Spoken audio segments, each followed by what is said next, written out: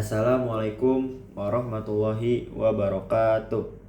Perkenalkan, nama saya Izat Atalatakif dari absen 22. Hari ini saya akan menjelaskan tentang reproduksi fungi secara vegetatif dan generatif. Selamat menyaksikan. Oke, yang pertama yaitu reproduksi seksual pada jamur Basidiomycota. Reproduksi seksual pada jamur Basidiomycota diawali dengan peleburan sitoplasma atau plasmogami antara dua hifa yang berbeda tipe. Setelah itu terbentuk hifa dikariotik yang memiliki dua inti dalam setiap sel.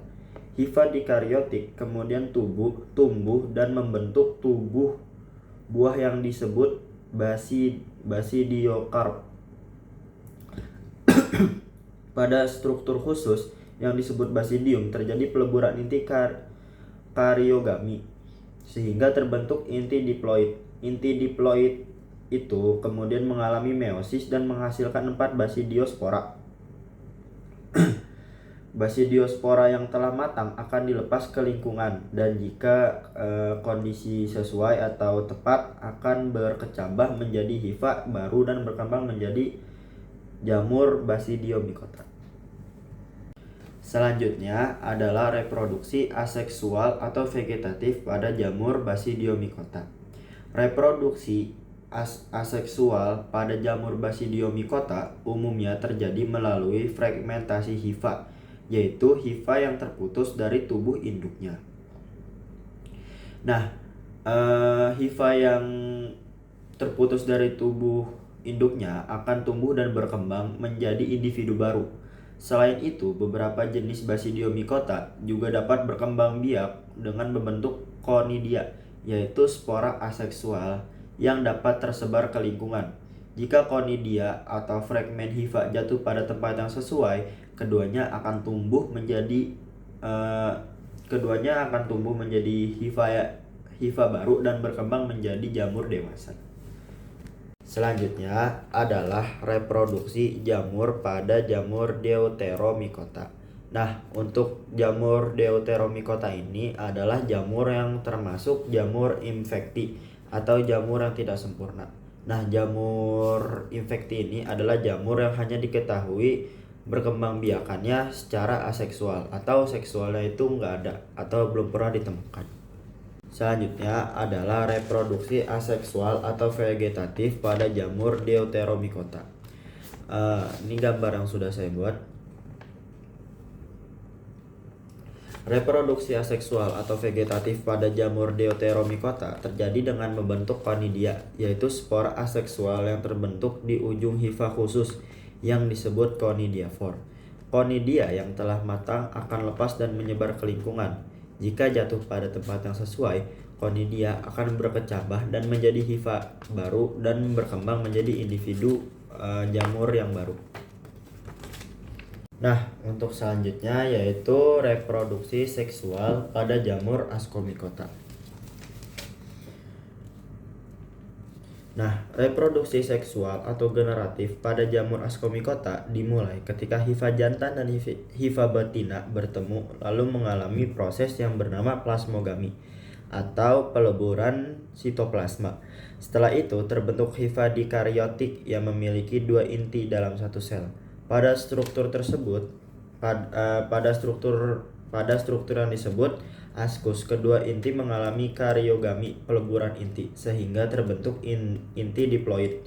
Inti diploid ini kemudian mengalami meiosis dan menghasilkan askospora. Askospora yang telah matang akan dilepaskan ke lingkungan, lalu berkecambah menjadi hifa baru dan berkembang menjadi jamur Ascomycota apabila lingkungan cocok atau lingkungan mendukung.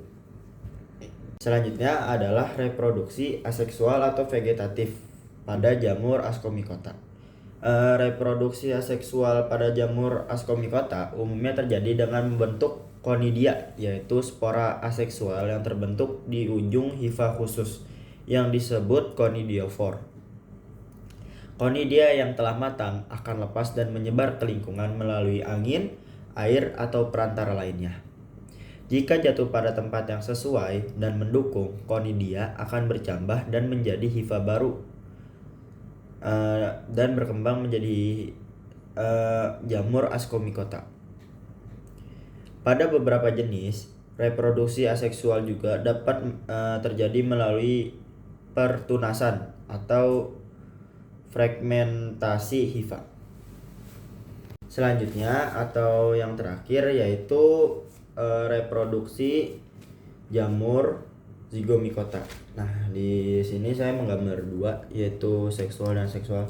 Yang pertama yang saya akan jelaskan yaitu reproduksi Zygomicota secara generatif atau seksual. Reproduksi seksual pada jamur Zygomicota terjadi ketika dua hifa yang berbeda tipe kawin dan bertemu dan mengalami plasmogami atau peleburan sitoplasma. Setelah itu terbentuk zigospora yang berdinding tebal dan tahan terhadap kondisi lingkungan yang kurang menguntungkan. Di dalam zigospora terjadi karyogami. Karyogami itu adalah peleburan inti sehingga terbentuk inti diploid. Ketika kondisi lingkungan kembali membaik, zigospora akan mengalami meiosis dan berkecambah membentuk sporagenium yang menghasilkan spora. Spora tersebut kemudian dilepaskan dan tumbuh menjadi hifa yang baru. Selanjutnya adalah reproduksi Zygomicota secara vegetatif atau aseksual. Reproduksi aseksual pada jamur Zygomicota berlangsung dengan membentuk spora geospora di dalam sporagenium yang terdapat pada ujung hifa khusus yang disebut spora geofor. Setelah matang, sporagenium akan pecah dan melepaskan spora geospora ke lingkungan. Jika spora jatuh pada tempat yang sesuai, spora akan berkecambah dan menjadi hifa baru dan berkembang menjadi jamur Zygomicota.